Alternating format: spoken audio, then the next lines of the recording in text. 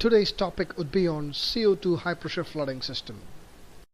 So what we are going to see over here is a simple CO2 distribution system.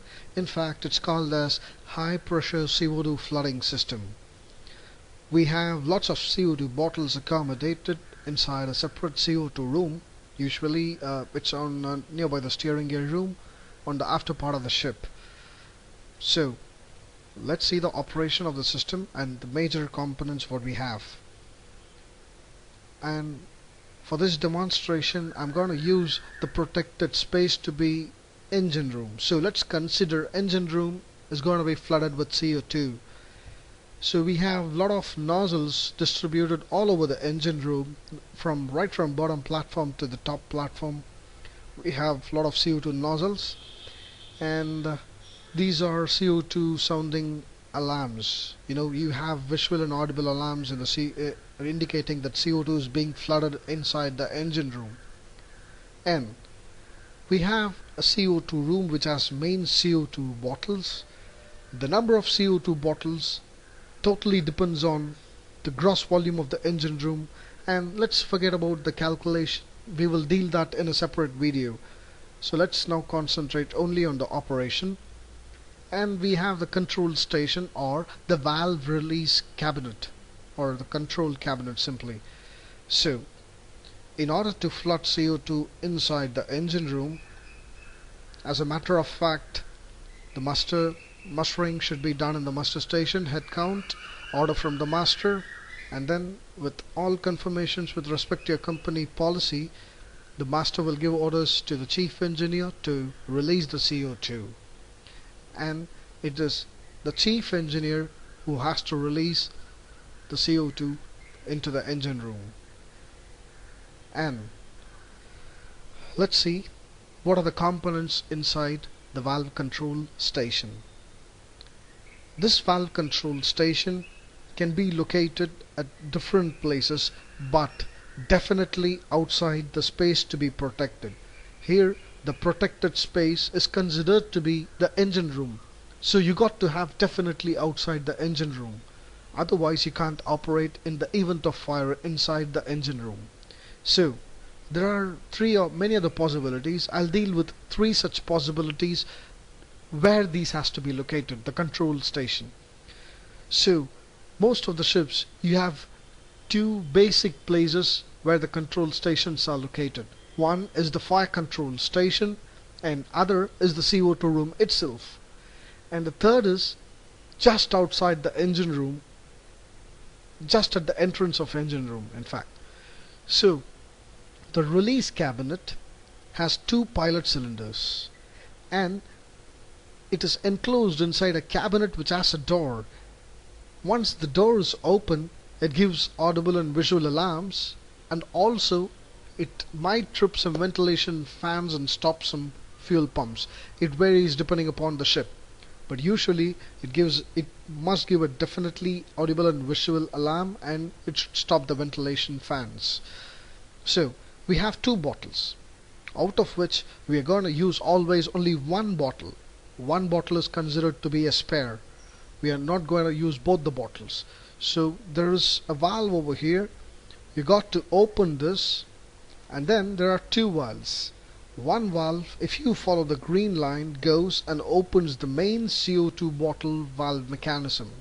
The other one, if you follow the blue line, goes and opens the main distribution valve, which is also inside the CO2 room. So once I open this valve, the CO2 from the bottle comes and stands over here.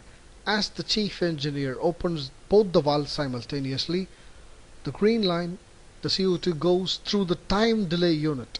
The time delay unit produces a time delay of 20 to 30 seconds depending upon the system or the manufacturer, and it's not present in all kind of ships. So it's not mandatory, it's just an optional stuff. And this blue line goes to the main distribution valve for the engine room. So the time delay unit can be either electrical or a simple empty bottle which creates the time delay of 20 to 30 seconds, just the time needed to fill up the bottle. The reason why it's kept as an empty bottle is the CO2 from the pilot bottle takes time to fill up the empty bottle. Thus, this is how the time delay is created. And electronically, we have a solenoid valve and a timer mechanism, which after let's say 20 seconds time delay, it opens the solenoid, and thus the CO2 goes and opens the main cylinder unit. So, as the chief engineer opens, the CO2 opens the main distribution valve. This also has a limit switch. So, this limit switch gives an indication that the main distribution valve is opened, and after the time delay, the main CO2 bottles with corresponding to the engine room has also been opened. Thus, the CO2 passes through the non-return valve. And this non-return valve, remember that each cylinder outlet is having a non-return valve. The CO2 released passes through the non-return valve, reaches the main manifold, and through the distribution valve, it goes to the engine room, gets distributed to various nozzles, to various platforms. So, as you all know, there is a requirement that 85% of the CO2 has to be released within 2 minutes of operation. So that's the requirement. So all the pipings and the nozzles and the diameter, everything has been calculated so that the requirement has been met. The details of the calculation, pipe diameter, the length and thickness of the pipe, etc., you can find it in the CO2 manual, and it's very clearly explained. So that's not scope of this video. And let's now concentrate on the main manifold. You have a blank. You definitely have to have a blank over here, so that for any maintenance purpose you can isolate the CO2 bottle section, you can blank it and then carry out maintenance on this area. And you have a valve over here through which you can connect air, either from the engine room or from the shore, depending whether you're on dry dock or not. And on the manifold you also have a pressure gauge indicating whether the line is pressurized or not. And one of the main components on the manifold is the relief valve. Let's say you have released the CO2 and for some reason the main manifold has the distribution valve has not opened. The line has to be protected against another damage. So like the relief valve will lift and the CO2 will go outside the CO2 room through the free atmosphere. And the recent generation ships, the modern ships, have a pressure switch over here. This pressure switch, whenever there is a small leak or some pressure in the line, it detects the pressure and gives an alarm. It might be either the CO2 leak alarm or the CO2 release alarm, depending on the classification. The pressure switch can be either calibrated, let's say the pressure 1 to 10 bar as leak alarm, and after 10 bar it is release alarm. It depends on the automation system of a ship. And after that you have the distribution valve, which is operated through a piston, and this piston, as it push up, the valve opens up, and then the CO2 goes to the engine room. And that's it with the simple system. Now let's concentrate on the actual system which is present on board a ship. So this is one such actual system which I had on board a ship. As I said, we would consider the protected space, or the space to be protected, as engine room, which is isolated. And at the protected space entrance we have the valve control station. In my last ship I had, so we can release the CO2 just outside the engine room. And in a conventional way, you have the valve control station in the CO2 room and one at the fire control station. So from 3 places you can flood CO2 inside the engine room. Let's now concentrate on the fire control station, the valve control section. So we have a key inside the break glass type which is sealed. Just break the glass, take out the key, open the cabinet.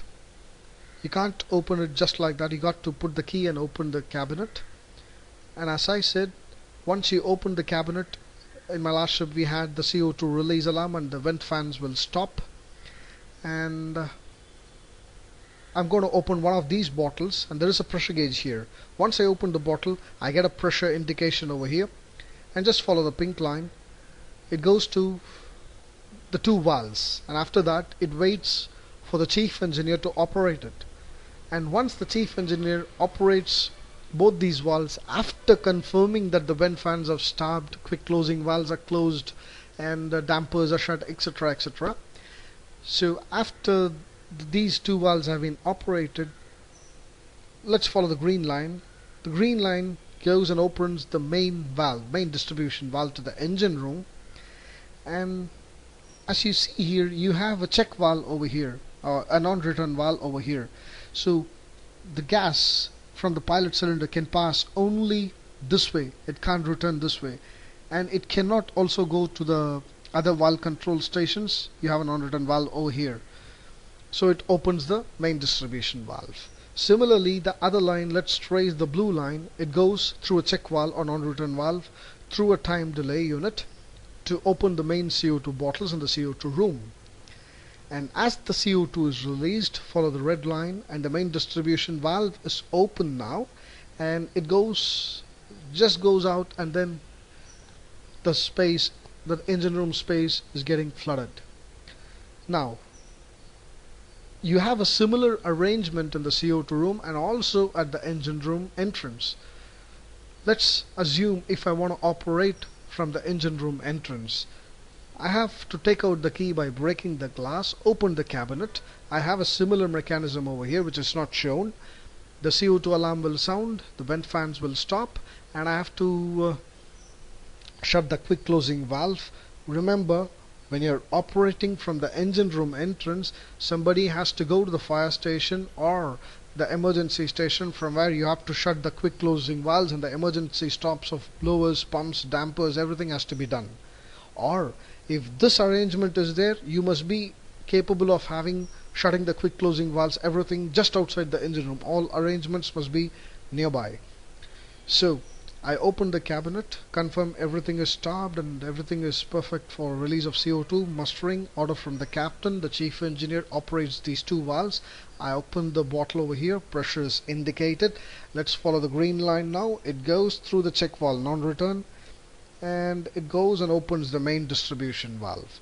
And the blue line, it goes through the check valve or a non-return valve, goes to the main through the time delay unit, and of course to the CO2 bottles inside the CO2 room, and thus the CO2 gets released, and through the red line, through the distribution valve, it goes to the engine room and gets released. So this is how the CO2 system is being operated on board a ship. In the future videos, we will deal about the mechanism and limit switch, how it is there and how the limit switches work, and specifically we will deal about the time delay unit, CO2 bottle construction, the valve arrangement, CO2 room arrangement, and the nozzles, etc. So watch out for the future videos on CO2 system.